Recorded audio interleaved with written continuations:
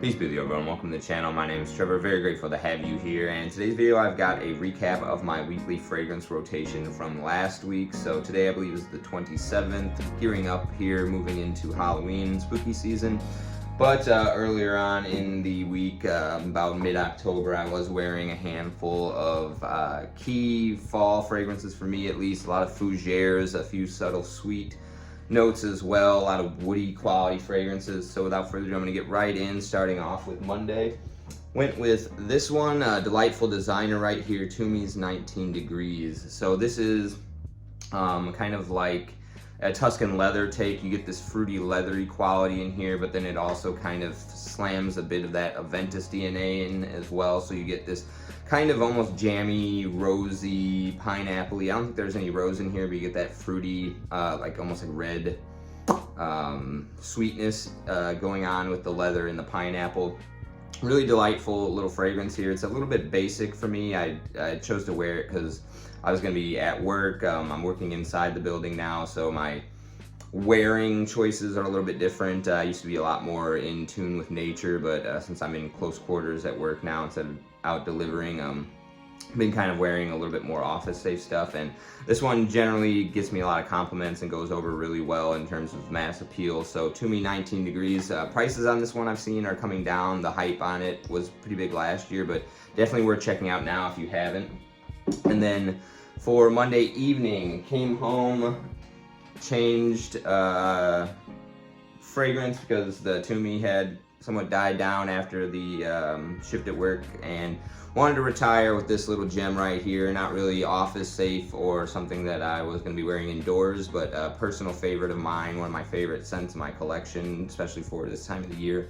Really nice, smoky, warm, but not sweet in any sense. Nice kind of like fire, like a bonfire smell almost. Definitely kind of get reminiscent of that kind of deciduous earth, the dry leaves, a little bit of that damp soil kind of mixing in with a dry, smoky fire. Encre Noire, just absolutely stunning stuff. The Al Extreme version, but I'm a big fan of the whole line, but this is what I was rocking on Monday evening. Go ahead and have a little sip of Jack Skellington coffee. All right, so for Tuesday, B612, really lovely little compliment pulling fougere. Usually the Fougeres are, despite being my favorite genre of fragrance, my favorite type of smell, nice barbershop shaving cream, this is one of the few that actually gets compliments for me. So Nishane, really great brand. Definitely have not really tried anything that I didn't like from them, and this one's no exception. If you've ever tried Lalique L'Insoumis or Tom Ford's Fougere d'Argent, this is definitely in that same wheelhouse as those. It's kind of like a neo Fougere. I did find out that B612, the name and the inspiration for this fragrance, is actually taken from a, I believe the book was published in like the 1930s called The Little Prince, but there was an animated version that had, I believe, like James Franco and Jeff Bridges voice acting in it, and there was a beautiful little animated film. I actually got brought to tears a little bit, but B6112 was the name of this moon or asteroid that the Little Prince was living on out in space. So cool little info on this fragrance that I didn't know beforehand, but yeah, like I said, just a lovely, clean, neo Fougere kind of smell, and one that's gotten me compliments despite being in that genre. So that was Tuesday morning.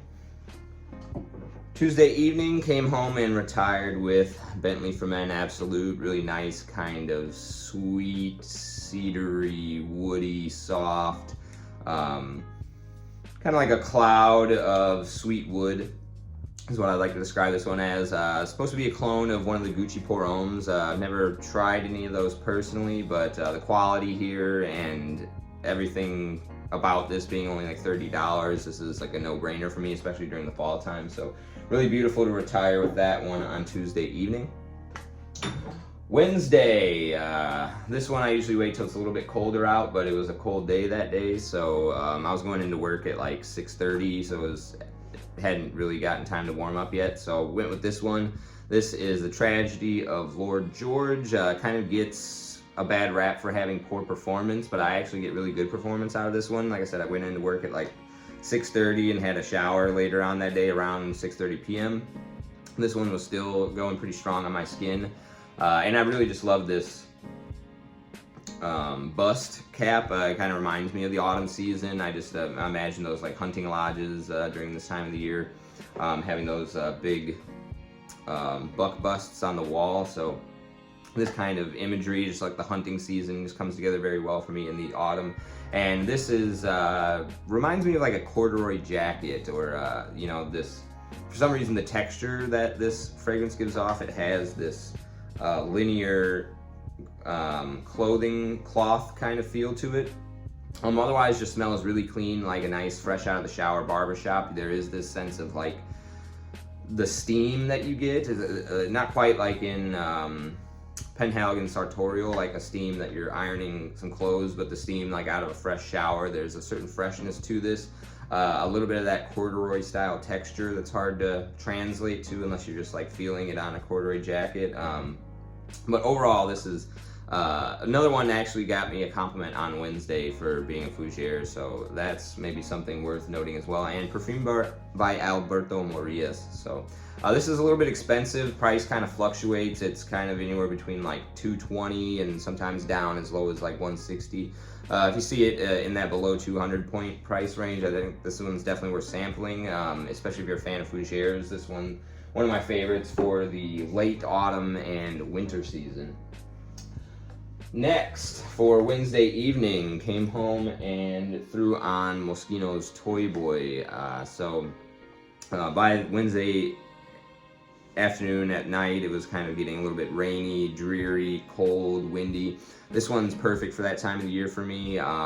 It's a little bit, I don't want to say nauseating, but it comes off a little bit strong when the weather's a little bit warmer.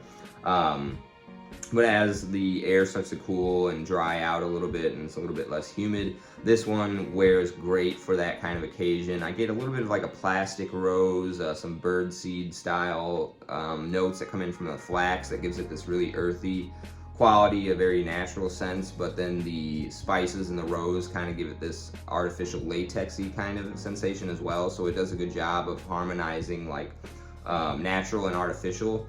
And the overall scent profile is very unique and one that I do get compliments on, generally from men, but I have got complimented by women on this one. But another really great little hidden gem, well, not really hidden gem, it's kind of known, but it's a great bargain, I should say. This one coming in at under $50 for the 100 ml. Definitely worth trying out, especially if you're looking for something to be a little bit more different. Next, we had Thursday during the day, wore Tom Ford's Oud Wood. Just kind of a clean, dumb reach for me during this time of the year. It's got this little bit of a fruity wood sensation. I think maybe rosewood is allowing for that. The oud in here is not very skanky or barnyardy in any sense. It definitely just has that classic kind of, I don't want to say like scratchy, but there's just enough of that oud in there to kind of give it that uniqueness factor, I want to say. It kind of like darkens it up a little bit behind that rosewood kind of soft, fruity quality, but overall just wears smoothly, cleanly, with a little edge of darkness to it that just makes it slightly interesting. And not the best performance on this one, I will say. It's one of the newer bottles, but I still get around 6 hours, and was a delight to wear that on Thursday morning. And then for Thursday evening, came home, threw on Creed's Viking. This one I think I have done a full review on. I think I've posted that and said that it kind of smells like an autumn wind, so I really do enjoy reaching for these kind of more spicy fragrances. This one's got a lot of clove in here, or pink pepper as well, peppermint. Definitely lends itself to even like the winter's Santa Claus season. I think this is a great pick for Santa. It definitely has that Viking brisk, tundric kind of air about it, with spicing it up with kind of like that big red chewing gum almost. Not quite cinnamony feel, but still there's a little bit of rose in there to make it classy as well. This is just definitely, again, you know, Fougeres have been pretty common in this weekly rotation, but Creed Viking, one of my favorites. Creed, just possibly my favorite brand. They definitely feel unique when wearing them, yet they still pull me compliments almost every time. Definitely get compliments from guys on Viking, not so much the women, although I have gotten complimented by women on that one. So again, another well complimented Fougeres, which generally doesn't happen, but it seems to be quite a bit with this week's rotation. And that was Thursday night. And for Friday, during the day, again, another Fougeres Sartorial, another one that I was wearing a few times in September, and we were still getting like 90-degree weather during September, so this one was coming off a little bit too heavy for me at certain points where it wasn't quite as enjoyable, but as the weather's been kind of cooling down, that sweet honey sensation you get in here, that warm steam that you get off of this as well, like that sense of being in a tailor's shop, this has just been absolutely delightful. Especially, I think Friday I didn't really spray too much. I think I just did one kind of under the shirt for myself, just to kind of have a simple day that day, and this one was just delivering all throughout the shift. It was just a great experience. Love this one. I think they changed the label here to kind of have like a pinstripe with a little barber scissors down here. I really don't like the new packaging on this one. I think this one has a lot more class, and it's not so I don't want to say like tokenized, but like this just feels a lot more like a British high-class barbershop. The new labeling kind of just looks like a gimmick a little bit. Like it's like, hey, look at these barber scissors clip art on here and this pinstripe. Like, we're a barbershop. So it's like trying too hard to kind of sell itself as like a meme, I guess, and it's losing a little bit of that old world class and aesthetic. So I think the juice is still the same, but small critique on the way that they've changed the packaging on Sartorial. A little bit upset. Same thing with like Creed. They're going for those new kind of like Parfum de Marly looking bottles. Like not a fan at all. So Friday, or no, this would have been Saturday evening. Huh. Yeah, so I must have wore this one on Saturday. I'm not too sure. Maybe that was Friday night. Anyway, John Varvatos Vintage closing out the week. I believe this was Saturday evening. Oh yeah, so I was wearing this one under my shirt, not at the office at the shift, but at we went out to go buy a new car, and I was wearing this while we were out at the dealership for a few hours. That's right. So then John Varvatos Vintage, Saturday evening, really nice little, it's still in the barbershop family, but it's got a really nice sweet date note and some fir balsam. So like those two coming together is really the main players that I get from this. It's kind of like that fruity date and then the balsam fir with a little bit of a barbershop overall heart. Delightful little fragrance. Another one of the great little gems here. We've got the Vintage, the Toy Boy, the Encre Noire Extreme, and the Bentley Absolute. These are all great fragrances for like under $50. If you're looking for an affordable one, I would definitely recommend all of these. This one definitely is the most